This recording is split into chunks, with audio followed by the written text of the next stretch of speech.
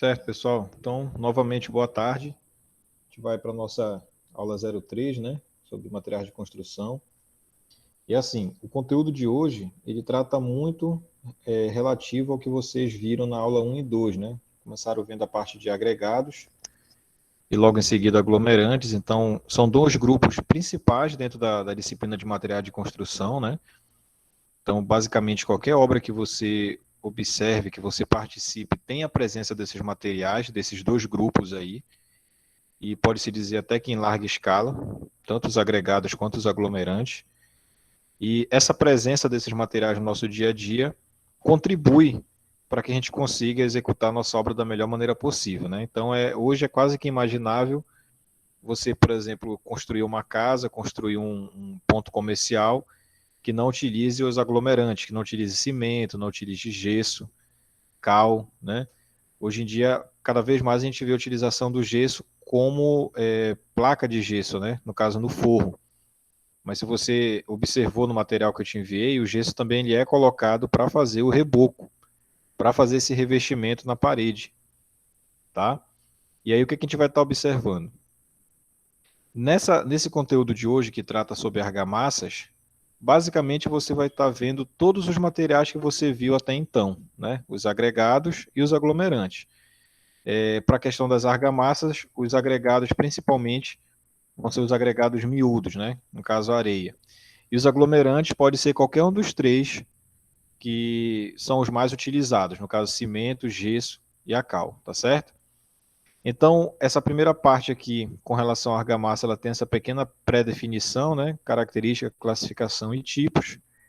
Então, basicamente, quando a gente escuta falar sobre argamassa, talvez o nosso primeiro pensamento seja semelhante à imagem que está aparecendo para vocês, né? Esse tipo de argamassa aí para assentamento de cerâmica, tá? Só que dentro da construção civil nós não temos só esse tipo de argamassa. Esse é apenas mais um dos vários tipos que nós temos, tá? Então, o que é que a gente tem que observar aí? Primeiro, qual é essa definição geral de argamassa? O que é uma argamassa? Muita gente chama popularmente de massa, né? Massa de cimento. Você deve ter escutado algum operário, algum pedreiro falar, vou precisar fazer a massa para rebocar essa parede. Mas esse massa que ele utiliza nada mais é do que a argamassa, tá bom? E aí essa argamassa ela vai ser, como está dizendo aí na definição, uma mistura basicamente com cimento, areia e cal, tá? E a questão da água também. Observa que de cara ele já te mostra aqui um dos principais componentes, que é o cimento, tá? E o cimento, se tu for lembrar, ele faz parte do assunto anterior que nós vimos, que é aglomerante. Ele está dentro do grupo de aglomerantes, tá certo? A exemplo da cal. A cal também é outro componente que vai estar muito próximo das características do cimento, por isso que elas são agrupadas no grupo de aglomerantes, por ter essa proximidade. E aí a gente observa a areia como agregado, né? Então já vai para o grupo dos agregados, agregado miúdo no caso, e a água, tá certo? Então esses aí são os componentes principais da argamassa. O que é que você tem que observar?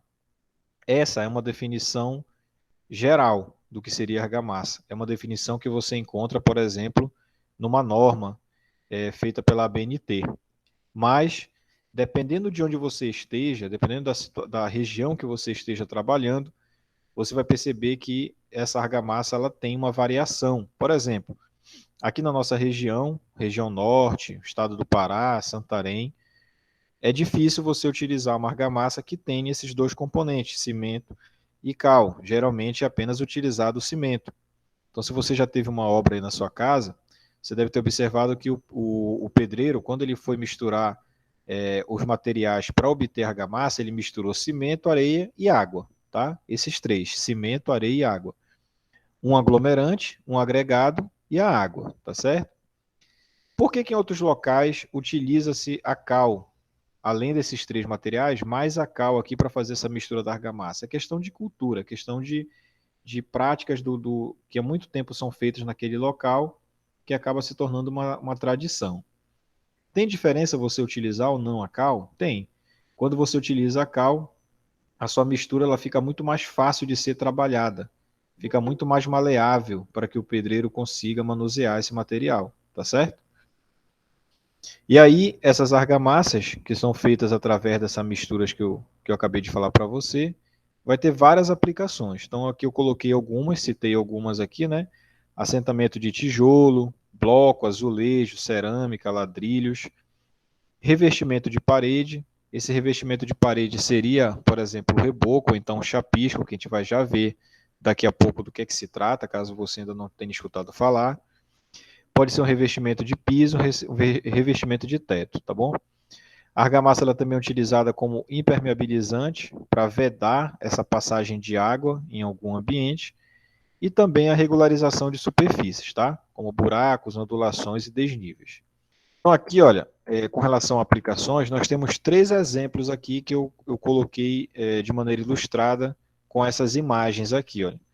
Então tá, visualmente fica bem fácil você identificar o que é que cada operário está fazendo. Então, essa primeira imagem, que é da esquerda, que aparece aqui esses tijolos, né?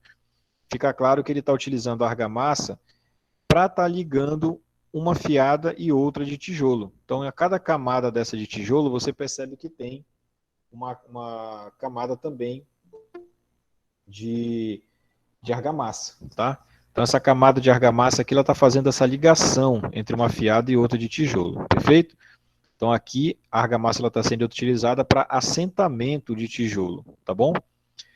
Aqui nesse segundo caso, que é essa foto do meio, a argamassa ela já está sendo feita, já está sendo utilizada, perdão, para fazer esse revestimento bem aqui, olha. Esse revestimento é o reboco. É aquele momento onde você vai deixar a sua parede ali com uma superfície bem fina, bem lisa, e esperando uma possível pintura posteriormente, né? Então, depois desse serviço aqui, já fica liberado para o serviço de pintura, tá bom?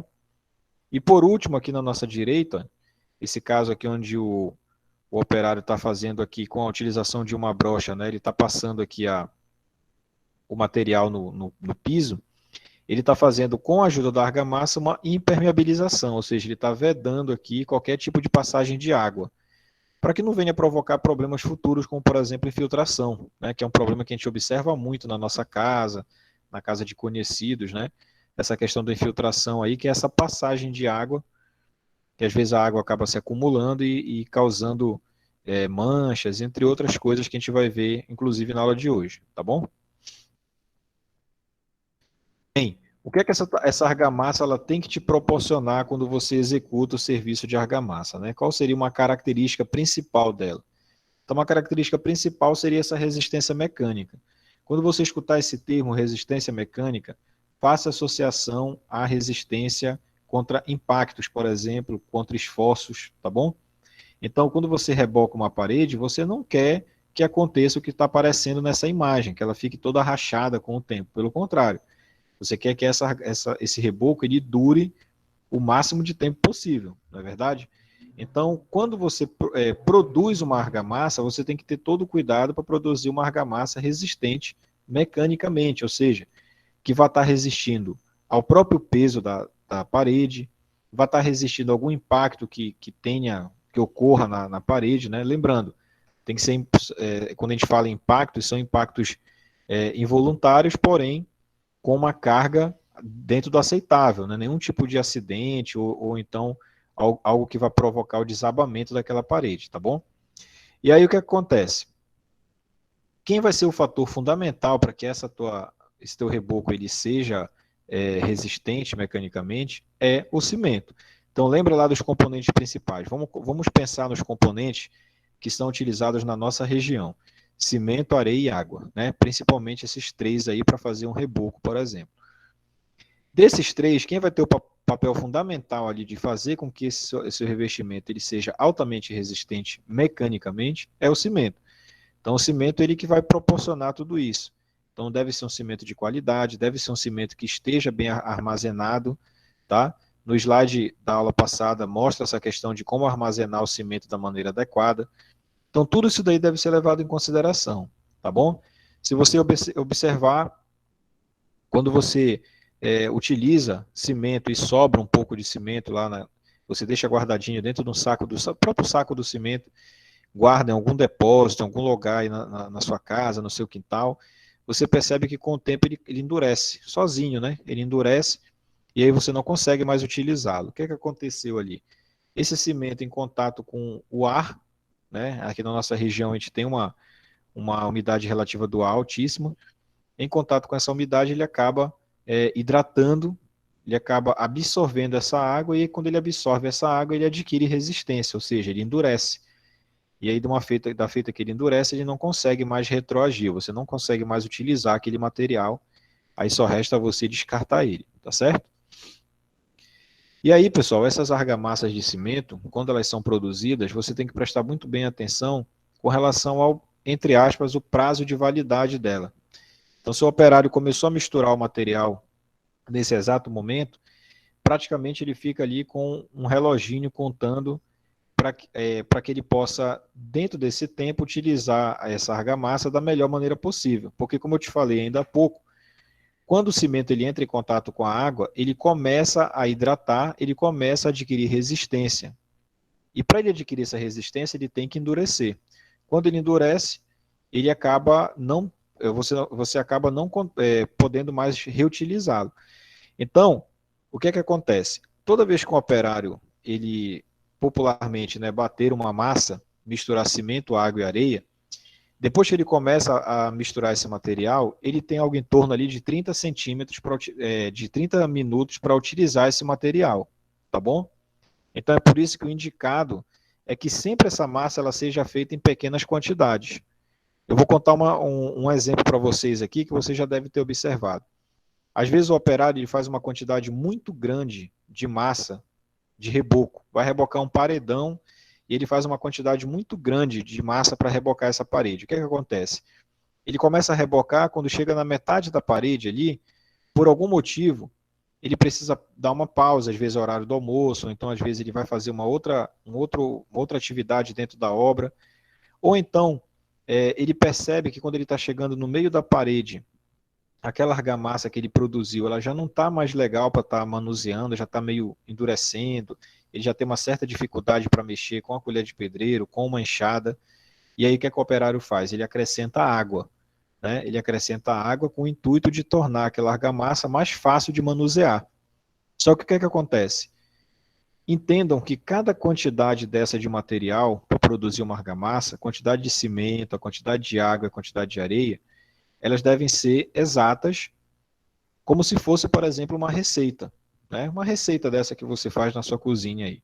Então, se você exagera em algum dos componentes, a receita já não sai mais do jeito que deveria sair, né?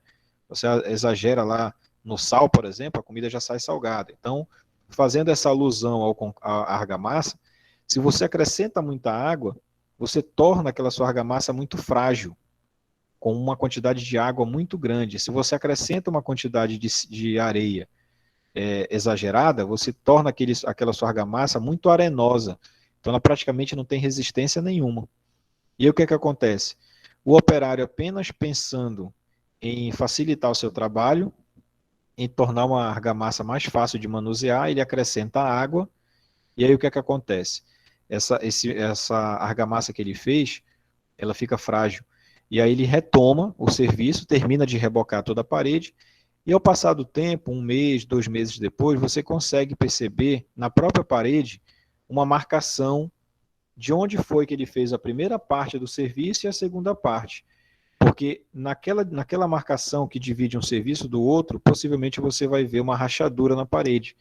Essa rachadura é provocada por essa diferença de quantidade de material. Aquela segunda argamassa que ele utilizou está mais fraca, está mais com uma quantidade de água maior. Entendeu? Tem que tomar muito cuidado com relação a esse ponto aí, tá certo? Bem, outro tipo de argamassa muito comum é a argamassa colante, tá? Essa sim, a exemplo do que mostra na imagem abaixo aí, né? Que é uma argamassa que não é o operário, não somos nós que produzimos, nós já compramos ela pronta numa loja de material de construção, que é a argamassa industrializada, tá certo? Então ela já vem pronta. Basicamente você vai só fazer uma mistura com água. O material que vem nos sacos de argamassa você vai só misturar com água de acordo com o que o fabricante te fala lá na embalagem. No verso da embalagem diz lá a quantidade de água, tudo certinho, tá? E essa argamassa aí, aparentemente, são todas iguais, né? A mesma cor, a mesma quantidade, mas ela tem diferença. Como você pode ver aqui, ó, ela tem essa nomenclatura, olha, AC1, AC2, AC3, AC3E. Cada uma dessa aqui é para um determinado tipo de serviço, tá bom? Então, o que significa essa sigla aqui, AC? É justamente argamassa colante. AC, argamassa colante. E esse numeral aqui, que está em algarismo romano, né? 1, 2, 3, significa o grupo que essa argamassa faz parte. Isso daí vai te ajudar a definir qual argamassa você, de fato, precisa comprar, tá? E aí vamos para mais um exemplo aí do nosso dia a dia. Olha só, imagina que aí na sua casa você vai fazer uma reforma e você vai trocar o piso, por exemplo, do seu quarto, tá? Você vai trocar o piso do seu quarto aí, vai mudar o visual, tudinho, e vai trocar o piso do seu quarto. Se você for numa loja de material de construção e falar, olha, eu preciso de argamassa porque eu vou trocar o piso lá em casa. O rapaz que lhe atende lá na loja, ele poderia muito bem lhe vender essa argamassa AC1 aqui, olha, tá? Porque para que serve essa argamassa C1? Olha só, a argamassa C1 é comumente utilizada para assentamento de revestimentos e piso cerâmico em ambiente interno. É justamente o que você quer. Você quer assentar um revestimento cerâmico no ambiente interno. Qual é esse ambiente interno? Teu quarto, né? E aí, essa argamassa aqui já me serviria. Aí, olha só, um saco de argamassa C1, ele está em torno de 18 a 19 reais. Um saco de 15 quilos, tá certo? Então, olha só o detalhe aqui. O que é que o operário, o que é que o vendedor ele te oferece? Ele vai te oferecer, eu vou só voltar um slide aqui, ele vai te oferecer esse bem aqui, olha, o AC3, tá? Qual é a diferença do AC1 para o AC3? O AC3, tu consegue utilizar ele em áreas que vai ter um grande fluxo de água, como, por exemplo, piscina, sacadas de prédios, saunas, chuveiro, aliás, banheiro, área de serviço, entendeu? Cozinha, área onde tu vai ter uma incidência de água bem maior do que num outro ambiente interno. Então é só tu fazer um comparativo. Aí na tua casa, qual é a área que mais tu costuma molhar diariamente, frequentemente? O teu quarto ou o banheiro? Logicamente que é o banheiro, né? Não só você como as outras pessoas da casa utilizam com mais frequência molhando o piso, a parede, diferente do teu quarto, onde geralmente o que é que a pessoa faz no quarto? Apenas passa um pano, varre, né? Então tem pouco contato com água. Então, quando ele te oferece essa argamassa C3, que serve para essa situação mais crítica, essa situação onde vai ter uma quantidade de água bem maior, se serve para essa situação, serve, logicamente, para o teu quarto que vai estar sequinho ali, sem presença de água. Deu para entender? Só que o que é que acontece? Essa argamassa C3, ela é muito mais cara. Enquanto você, com uma C1, que já te serviria, tu pagaria ali algo em torno de R$19, uma C3 tu vai pagar 27, R$30. Entendeu? E, logicamente, para fazer um assentamento de um quarto, tu não vai utilizar só um saco de cimento, de argamassa, né? Tu vai utilizar bem mais. Então, você tem que ter esse conhecimento para prezar pela sua economia, tá? Não é a economia de comprar um material mais barato que o outro. Não, é o material adequado, tá? E aí, quando o vendedor ele te oferece esse outro material, ele tem uma garantia que não vai te causar problema com relação ao teu serviço, mas vai te causar com relação ao teu bolso, né? Porque tu vai estar gastando bem mais.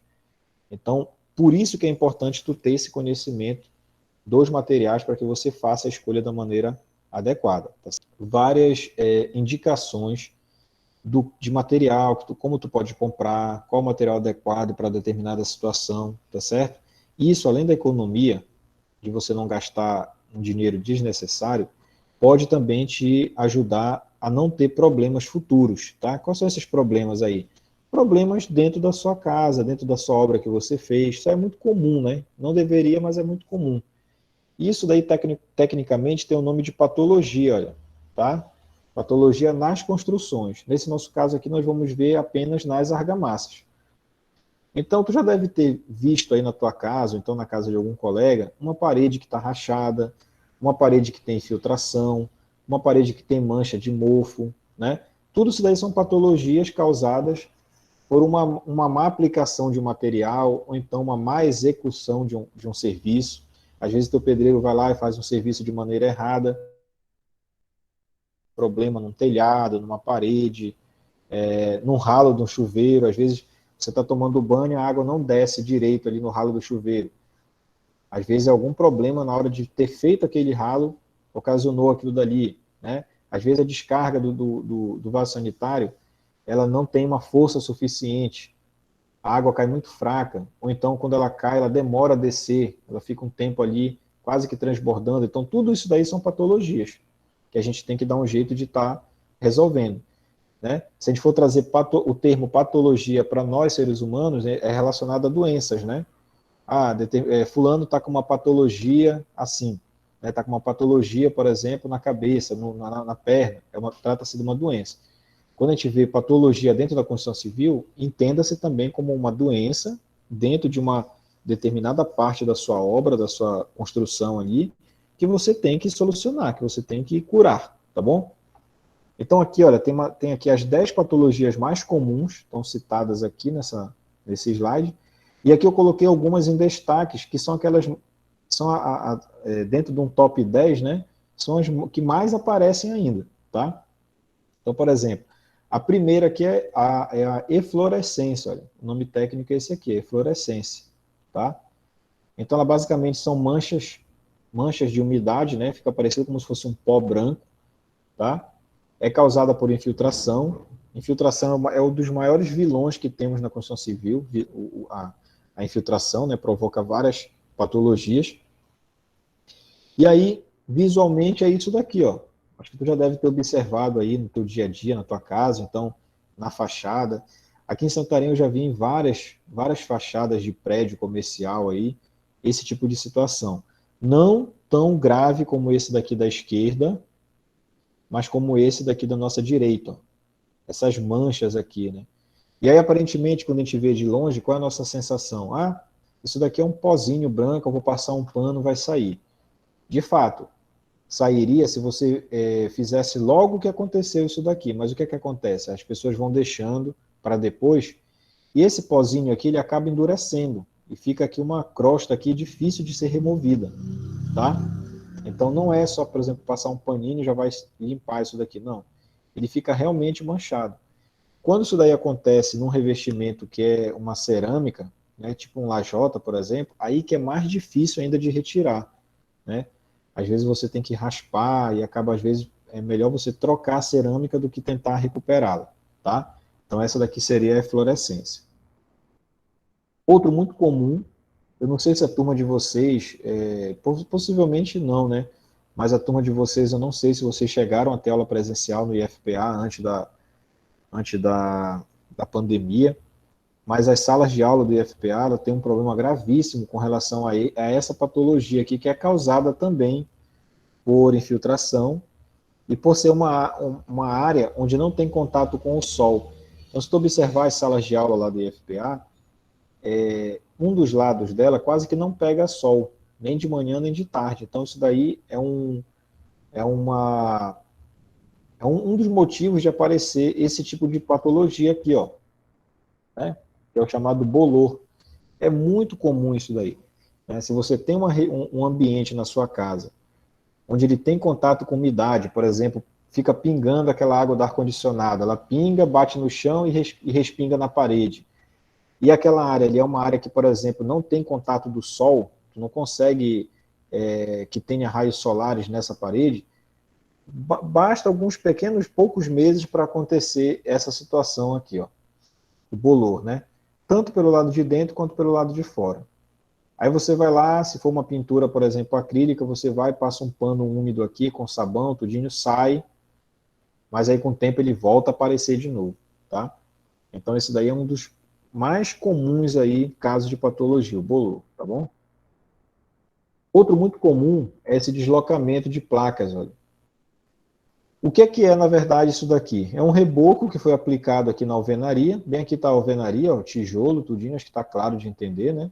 E aqui é o reboco, e aí esse reboco ele está soltando todinho, ó, né? O cara vem aqui, às vezes com a própria mão ele puxa, sai esse reboco aqui. Então, por que aconteceu isso? Dois motivos principais. Primeiro, não teve uma zona de aderência desse tijolo com esse reboco. Não teve nada que ligasse um ao outro, tá? Tá faltando o nosso chapisco aí, que a gente vai ver já já. E outro detalhe, essa camada de reboco ela está muito espessa. Olha. A norma pede que uma camada de reboco seja entre 1,5 a 2 centímetros. Isso aqui visualmente está bem maior do que isso. Então, quanto maior essa camada, quanto mais grossa essa camada for, mais ela não tem estabilidade de estar se segurando aqui, por gravidade mesmo, né? A tendência pela gravidade é o quê? Que esse peso aqui todo ele caia, né? Então, se ele for muito espesso, ele não consegue ficar agrupado, tá bom? Olha só uma outra patologia muito comum, né? Principalmente na base das paredes, naquela parte baixa da parede ali, ó. Esse deslocamento com pulverulência. O que é que acontece? Se você vem com a sua mão mesmo aqui, passa a mão aqui, ó, você percebe que sai aquela quantidade de areia muito grande. Você passa a mão e esfarela tudinho, né? Praticamente só areia.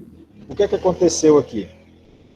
Lembra dos nossos componentes lá do nosso reboco? Cimento, areia e água, né? Quando tu tem uma quantidade de água muito grande provocada pela infiltração, essa água da infiltração, entenda o seguinte, essa água da infiltração, ela fica lavando a tua parede, lavando mesmo, tá? Ela fica com o tempo ali, todo o tempo molhando a tua parede, lavando a tua parede. E aí, quando essa água ela entra em contato, pode perceber que tem manchas de água aqui, ó, como se tivesse escorrido, né? Quando essa água ela escorre, ela leva primeiramente o cimento. Ela leva embora o cimento, ela lava o cimento. Se ela lava o cimento, o que é que sobra? Apenas a areia. Então, esse teu reboco aqui é praticamente areia, olha. É por isso que quando tu passa a mão, ele esfarela tudinho, tua mão fica cheia de areia, né? Fica aquele pozinho aí.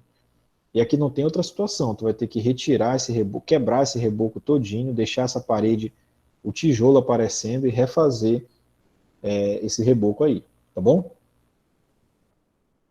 Beleza?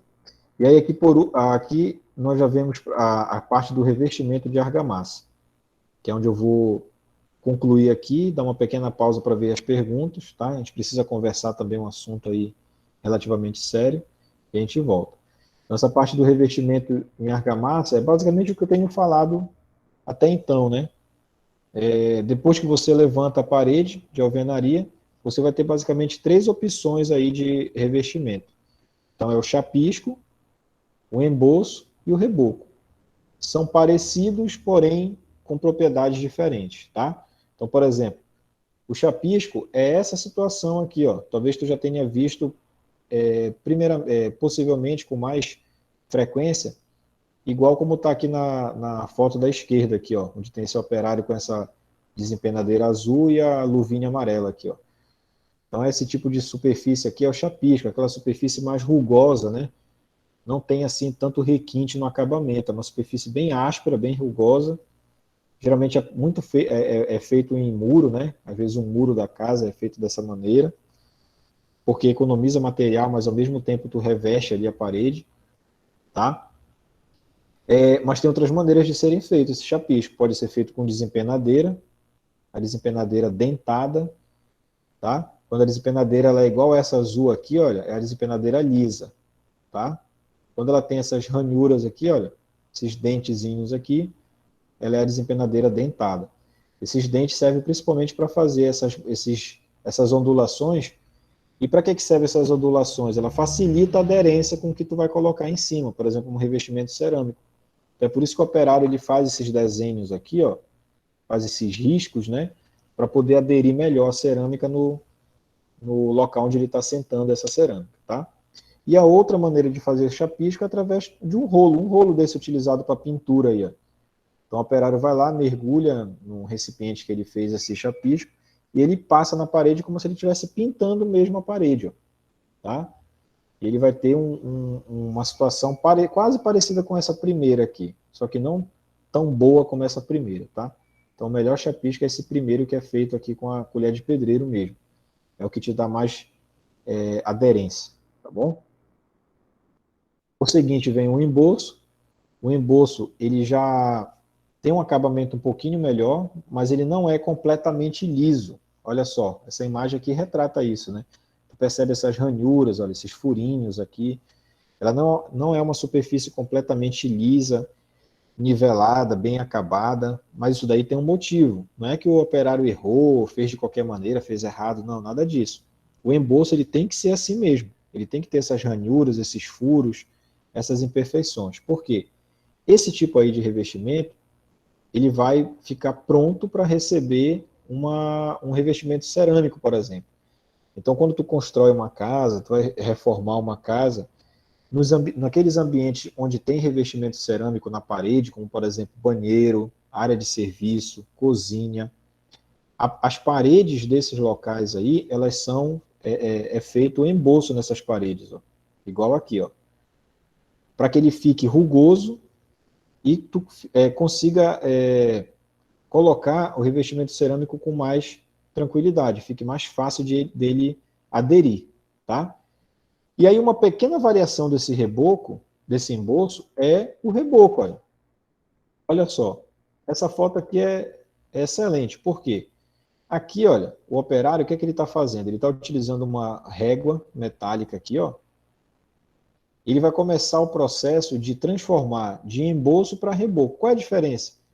É que o teu reboco ele vai ter uma superfície mais lisa. O acabamento ele é mais liso, ele não é tão rugoso como essa imagem aqui, ó, com essas fissuras, com esses buraquinhos aqui. Ele é mais liso, porque além dessa régua metálica, ele usa também a desempenadeira. E aí quando ele usa a desempenadeira, ele deixa essa parede o mais lisa possível. Por quê? Porque diferente do embolso, onde tu vai estar aplicando um revestimento cerâmico, aqui no reboco tu vai estar aplicando uma pintura.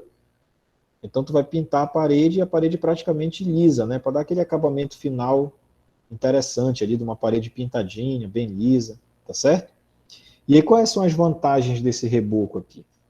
Os insumos eles são acessíveis nas mais variadas regiões. O que é insumo? São os componentes que fazem o reboco: cimento, água, areia.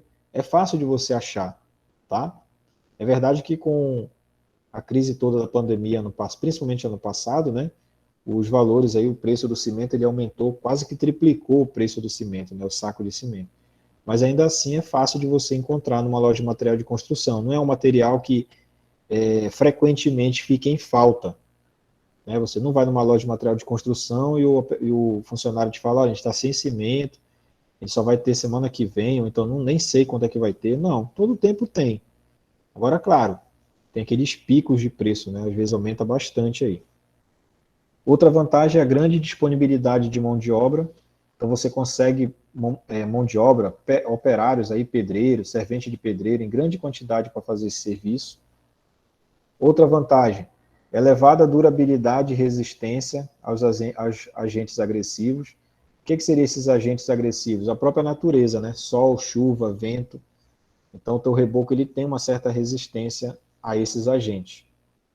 E também o custo final, ele é acessível para prédios de baixo e alto valor. Então, você rebocar uma casa que você fez, uma construtora rebocar um edifício de 20 andares que ela fez, proporcionalmente, não é caro fazer um reboco, né? Comparado aos outros serviços que você faz numa obra, tá certo? E além de não ser caro, é um serviço necessário. Dificilmente você vai ver uma casa, você vai construir uma casa e não vai rebocar, né? A não ser que você esteja com algum problema financeiro que não dê para fazer naquele momento. Mas quando você tiver, você com certeza vai fazer, tá? E aí, por último, para encerrar essa primeira parte, as desvantagens. O reboco, ele permite vários tipos de acabamento. Ele pode ser, perdão, isso aqui ainda são vantagens, né? Ele pode ser furado para a colocação de armários, então depois que o reboco está pronto, a tua parede está pronta, pintada inclusive, tu pode furar com um prego, com um parafuso, que não tem problema nenhum. Ele contribui para o isolamento térmico e acústico, então se você está num ambiente que ele é rebocado, você sente que ele é um ambiente um pouco mais quente e também que não tem tanta passagem de som, né? É a mesma coisa quando você vai numa casa, por exemplo, uma casa bem simples, aí geralmente nessas colônias que nós vamos aqui perto, né? Você vai numa casa que, por exemplo, ela é de alvenaria, ela é de tijolo, mas ela não está rebocada. E, logicamente, ela não tem forro, por exemplo. Então, quando você está num quarto, conversando ali, você escuta o que a outra pessoa está falando no outro quarto também, porque não tem esse isolamento acústico. Ele não é rebocado, não tem forro. E aí quando você passa pela mesma situação numa casa, por exemplo, que ela é rebocada, que ela tem forro, que ela é mais fechada, você percebe que esse som ele não passa com tanta facilidade, tá bom? E aí, para finalizar essa primeira parte, as desvantagens. Toda vez que você trabalha com reboco, não tem como escapar, você acaba tendo um acúmulo de sujeira. Você, às vezes, atrasa o seu serviço porque tem que demora para entrar em pega. O que seria esse pega aqui? Esse pega é aquele momento onde o teu reboco ele começa a endurecer. Ele demora ali, como eu te falei logo no início, em torno de 30 minutos. Às vezes essa espera pode atrasar algum outro serviço. E o reboco ele fica suscetível a ter trincas e infiltrações. Mesmo que você faça a obra perfeitamente, por um ou outro motivo acabam aparecendo futuramente trincas, infiltrações, que pode te causar aquelas patologias que nós vimos ainda há pouco.